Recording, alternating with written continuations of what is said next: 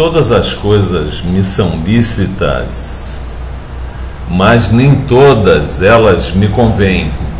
Todas as coisas me são lícitas, mas não me deixarei dominar por nenhuma delas. Isso está em 1 Coríntios capítulo 6, versículo 12. E começando assim o seu programa Minutos de Fé. Vamos pensar hoje a respeito de sexo. Sexo pode se transformar em ritual de invocação demoníaca? Será? Muitas pessoas trazem perguntas nessa área.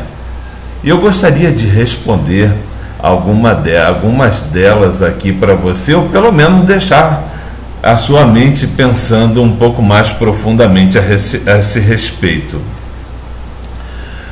Práticas, na realidade, práticas como sexo, comida, roupa, são lícitas ou ilícitas, dependendo apenas do modo como nos utilizamos destas coisas. O mal não está inserido nas coisas, nem nos objetos e nem nas práticas, mas em nós. Sim, no nosso modo como usamos tudo que está colocado no mundo, até mesmo para nossa felicidade e para nossa alegria. O sexo, por exemplo, não foi inventado pelo diabo. Ele foi inventado por Deus, foi obra divina. E foi o próprio Pai quem estabeleceu para nós, seus filhos, maneiras corretas para a utilização do sexo. Verdade. Lá nesse texto de 1 Coríntios capítulo 6, versículo 15, ele faz uma advertência que eu considero muito importante. Muito importante. E eu gostaria de colocar isso para você aqui agora. Não sabeis vós que os vossos corpos são templos do Espírito Santo, E não sabeis que os vossos corpos são membros de Cristo?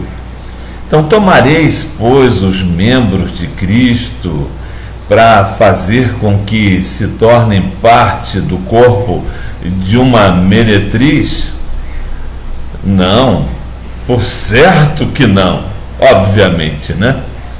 Ou não sabe, ou será que talvez você ainda não saiba, que ao se juntar a uma meretriz ou uma outra pessoa, você se faz um só corpo com ela, um só corpo.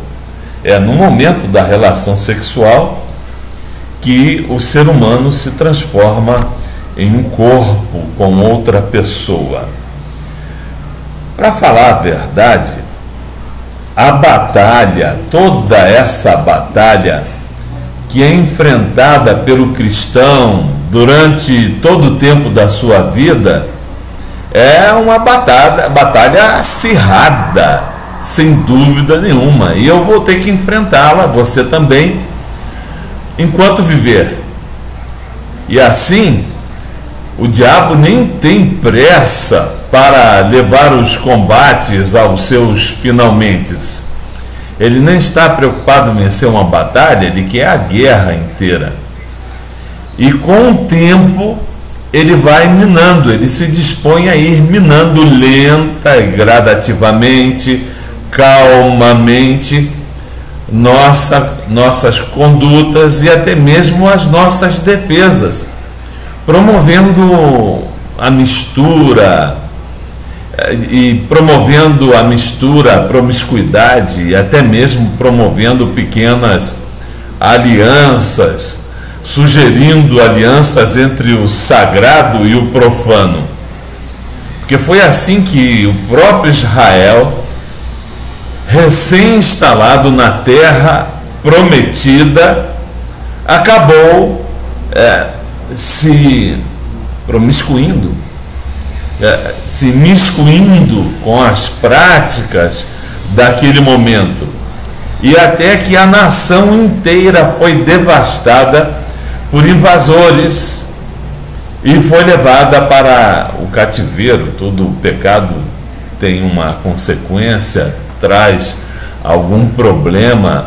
Um momento de prazer imediato pode trazer consequências eternas, simplesmente desastrosas. É preciso reavaliar nossa vida, porque pequenos hábitos, rápidas escapadelas e atividades furtivas profanam o meu corpo, o corpo que um dia se transformou ou foi transformado em templo do Espírito Santo.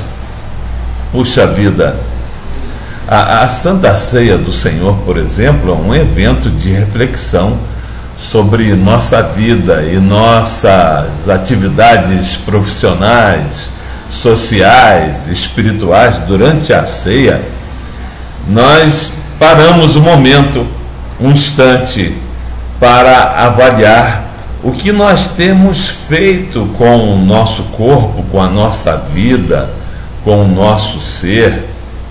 E você precisa parar de vez em quando para isso. Na realidade, no momento em que dois corpos se unem através da relação sexual, ocorre o seguinte: algo mais do que uma simples troca de fluidos ou de fluidos. Na realidade, há intercâmbio emocional, há também risco de infecção, aliança física e principalmente aliança espiritual pode estar sendo feito ali. Por exemplo, um cônjuge adúltero traz para dentro de casa não apenas o risco de doenças, mas traz em seu corpo a contaminação espiritual ao qual se expôs durante atos de adultério, de traição. Que o que se ajunta com o Senhor é um mesmo espírito. Portanto, fugir da prostituição, porque todo pecado que o homem comete é fora do corpo. Mas o que se prostitui peca contra o seu próprio corpo. Verdade, não? Você sabe, né? Você sabe disso, você sabe que é templo do Espírito Santo, meu amado. A prática ilícita do sexo é o mesmo que entregar uma parte do corpo de Jesus para satisfazer um impulso carnal. Verdade. Um impulso egoísta, de satisfação de si mesmo, da sua própria carne, do seu próprio ser. Puro impulso animal. Puro impulso animal. Nosso corpo, na realidade, não nos pertence. Ele existe prioritariamente para satisfazer os desejos do seu dono, que é Jesus Cristo. Ele morreu por todo, portanto, aqueles que vivem não vivem mais para satisfazer a si mesmos, mas para satisfazer aquele que por eles morreu e por eles ressuscitou. Quando você se torna uma só carne com uma outra pessoa, a troca de influências, como eu disse, é real. Os demônios que estão nela podem passar para você.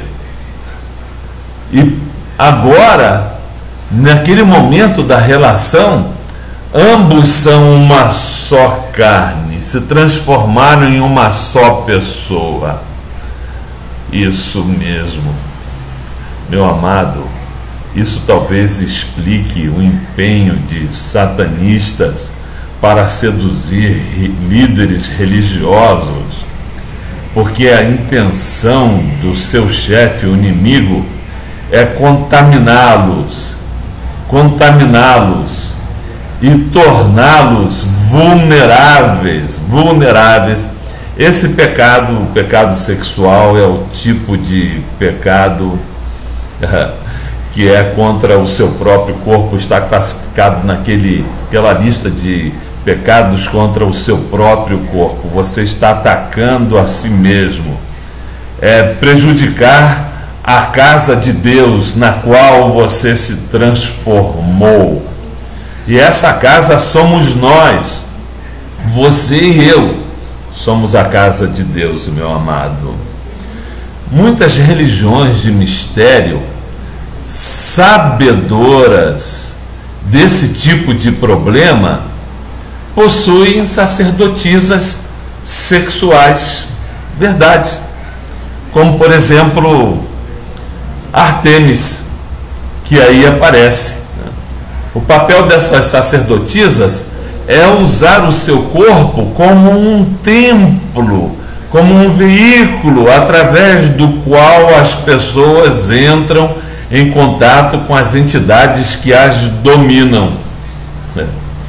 E esse era o motivo pelo qual Paulo não permitia que as mulheres falassem na igreja. Ele não queria que os visitantes confundissem as irmãs com as sacerdotisas do templo de Diana, do templo de Ártemis. Puxa vida! E aí você tem aí uma figura, um retrato de Ártemis, uma mulher com muitos seios. Olha só que coisa, né? Muitos seios, dá para muita gente mamar ali. Uma figura de uma dessas deusas ali.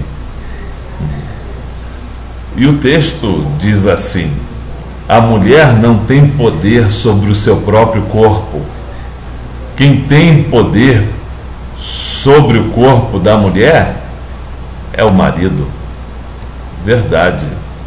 E é o marido e a mulher que tem poder sobre o corpo do marido. A única que pode utilizá-lo, a única que pode se utilizar de um corpo, do seu corpo, meu querido, é a sua esposa. E você, esposa, a única que pode se utilizar do seu corpo é o seu marido. Por isso o texto diz aí, não vos priveis um ao outro, senão por consentimento mútuo, e só por algum tempo, viu? Para vos aplicardes ao jejum e à oração, e depois ajuntai-vos outra vez, para que Satanás não vos tente pela vossa incontinência. Meu amado, tem mulher aí que está fazendo greve de sexo. Coisa feia, viu? Porque aí fora, olha só o que o seu marido tem. Ou fazer greve de sexo para conseguir alguma coisa, para de repente torcer o braço do seu marido. Misericórdia, meu Deus, está na hora de agir de forma diferente. Muitas religiões de mistério, como você vê, transformam o sexo em um ritual de invocação demoníaca. Enquanto que no casamento, o sexo é uma doação mútua, onde ambos desejam satisfazer um ao outro, não a si mesmos, suprindo a necessidade do parceiro, da parceira, da esposa, e a incontinência sexual prolongada dentro do lar, quando as coisas dentro do lar sexualmente não vão muito bem, isso pode nos tornar vulneráveis às tentações. Talvez isso sirva de alerta para quem demora a casar. Está demorando muito a casar, meu amado? É melhor casar do que ficar abrasado, né? Permanecer aí exposto às tentações que estão aí. Pelo amor de Deus, fuja disso o mais rapidamente possível. Fique longe. Você sabe, né? Eu quero terminar esse tempo juntos, minutos de fé, com uma simples declaração de que adultério é para os casados. Os solteiros cometem o pecado da fornicação, que é o casamento antes, ou melhor, o sexo antes do casamento.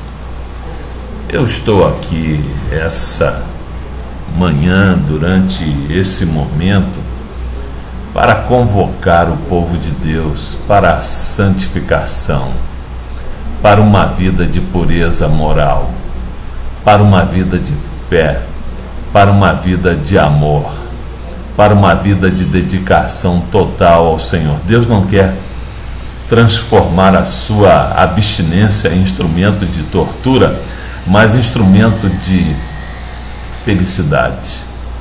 Porque se há alguma coisa que dá brecha para o inimigo, que permite a sua entrada na vida, na sua vida, é o pecado.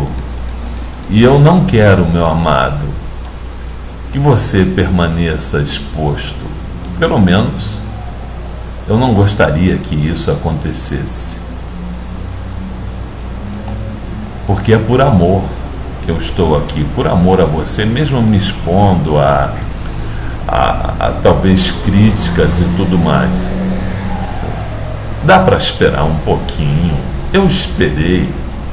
Você pode esperar também pela noite de núpcias, para desfrutar com a sua mulher amada de um momento maravilhoso que Deus programou para você. Então, Senhor Jesus, eu oro pelos meus queridos amigos que estão aqui, pela alegria, pela saúde sexual, e em nome de Jesus eu quebro toda a armadilha que o inimigo preparou nessa área, Senhor. Em nome de Jesus eu te peço que estejas ungindo os teus servos e a cada um de nós aqui para uma vida santa, guerreiros vitoriosos nessa área, em nome de Jesus. Se você tem problemas na área sexual, peça perdão a Deus agora e fala: Senhor, me perdoa, me dá forças, Espírito Santo, para resistir, para andar contigo, para viver de acordo com a tua santa palavra. Porque é isso que eu quero, Jesus. Eu quero andar contigo. Meu amado, eu estou me despedindo agora, minutos de fé, mas eu quero convidar você para visitar o site da Editora Naós. Isso mesmo, www.editoranaos.com.br. O endereço está aí. Lá você vai poder entrar em contato com uma gama enorme de livros que foram preparados para a sua edificação espiritual, para o seu crescimento, para que a sua fé se prolongue e cresça e desenvolva. E eu quero recomendar para você um livro muito especial. É porque eu falei sobre sexo. O nome do livro é No Sex, Até Casar. Mas olha, só até casar, viu? Só até casar. Esse livro você pode adquirir aqui no site da editora Naos. Vale a pena investir na sua santidade. Vale a pena investir na sua vida espiritual, porque Deus tem coisas maravilhosas para a sua vida.